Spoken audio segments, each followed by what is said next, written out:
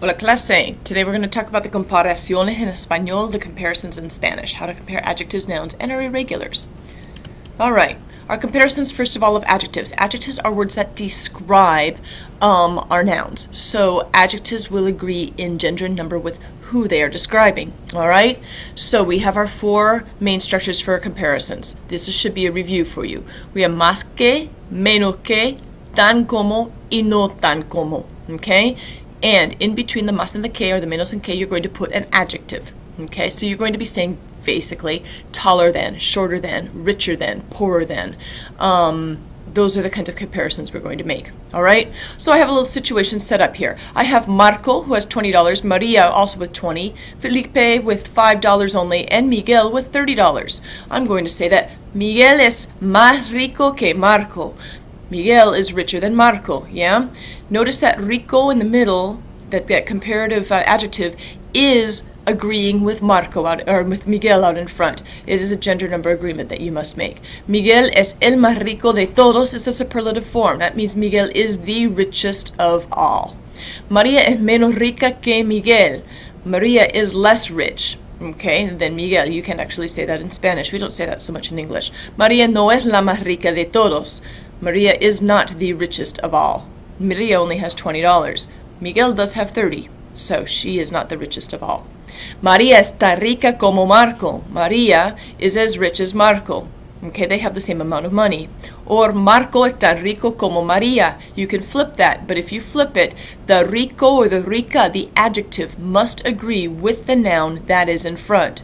Notice that rico agrees with Marco. Rica agrees with Maria. Finally, we have Felipe no es tan rico como Miguel. Felipe is not as rich as Miguel. Now we go to our comparisons of nouns. Remember that nouns are people, places, things, ideas. These can be countable. You can count them. So these will have some gender number agreement when we come to number 3 and number 4. So we use más and menos que just like we've used with our adjectives, okay? But we will put a noun in front, like more books, más libros que, more desks, más escritorios que, okay? But then we have tanto, tanta, tantos, and tantas como, which is as many or as much as. So there will be gender number agreement with what is in the middle, with whatever noun it is that you're comparing, okay? And you do the same with no hay tanto, tantos, tantas, tantos libros como. There aren't as many. Or no tengo, I don't have as many as somebody else does. So we're going to see this structure with the verb being used down here in the examples. Again, I put the same people with the same amount of money, but instead of saying that they're richer or poorer, I'm saying that they have more or less money than. So I'm using dinero, the countable noun, as the comparative. Okay? Miguel tiene más dinero que Marco. Miguel tiene más dinero que Marco. He has more money. Notice dinero does not have to agree with Miguel. Dinero is its own noun. Miguel tiene el más dinero de todos. Miguel has the most money of all. That is the superlative form. Maria tiene menos dinero que Miguel. Okay, Maria has less money than Miguel. Remember, dinero does not agree with Maria. Dinero is its own noun. Maria is its own noun. This is what we're comparing. Maria tiene tanto dinero como Marco. Maria has as much money as Marco. Or, in some countries, especially in South America, they use the word plata, which means silver, to also mean money in colloquial sense. I put this in so you could see the gender agreement with the tanta instead of using tanto. Marco tiene tanta plata como Maria. Marco has as much money as Maria. They'd say maybe in Peru, okay? Or in Bolivia. I went ahead a little bit. Marco tiene tanta plata como Maria. Finally, say not as much money. Felipe no tiene tanto dinero como Miguel. Now, back to our irregular comparisons. These are tricky for us to remember. Mayor que, menor que, mejor que, peor que. Older, younger, better than, worse than. So let's practice these a little bit. We'll do these a little in class as well. Okay, so here I have each of the people and their ages plus what they got in their English classes. Felipe didn't do so hot in English. He got a D. Okay, so we're going to compare and contrast these a little bit.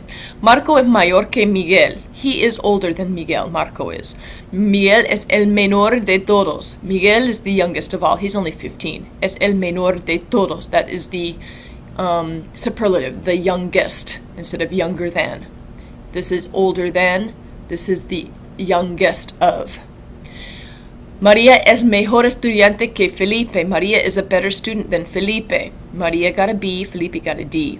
Felipe es el peor estudiante de todos. Felipe is the worst student of all of his friends. Okay? Marco y Felipe son mayores que Maria. They are both older than Maria. 17, 18 years old. Maria is only 16. Maria y Miguel son los menores de todos. They are the youngest of all. Marco y Maria son mejores estudiantes que Miguel y Felipe. Marco and Maria are better students than Miguel and Felipe. Right? They got A and B. Miguel and Felipe got C's and D's. Miguel y Felipe son los peores estudiantes de todos. They are the worst students of all. And those are the irregulars. If you need to stop the video at any time to go back, you can go back and fill in your note sheet. Here we have some very famous paintings, and we're going to do some comparing and contrasting. Be ready to do some of these in class as well. This is a very famous by de Francisco de Goya, El hijo de Saturno. La pintura de Diego Velázquez esta es más bonita que la pintura de Francisco de Goya. Es más bonita porque es una pintura que la pintura de Francisco de Goya. Pues la pintura de Diego Velázquez esta es menos violenta que la pintura de Francisco de Goya también. Es menos violenta. Violenta because it needs to agree with la pintura de Diego Velázquez. La pintura de Diego Velázquez no es tan oscura como la pintura de Francisco de Goya. Oscura means dark. It is not as dark as the pintura of Francisco de Goya. Here are two murals that we have studied from Mexico. David Siqueiros usa tantos temas de la clase obrera como Diego Rivera en sus pinturas.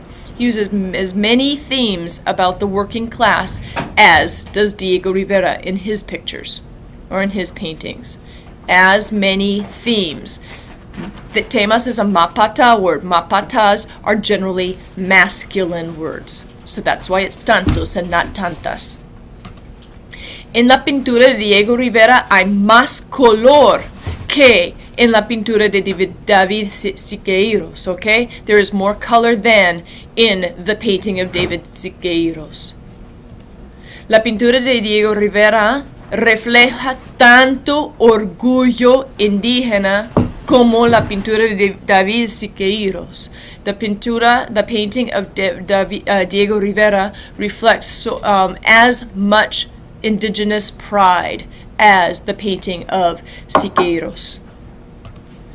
Okay, now we have a surrealist and a realist. La pintura de Salvador Dalí es mucho más surrealista que la pintura de Osvaldo Guayasamín. Guayasamín is an Ecuadorian painter. It's more surrealist. This is more realist. Okay?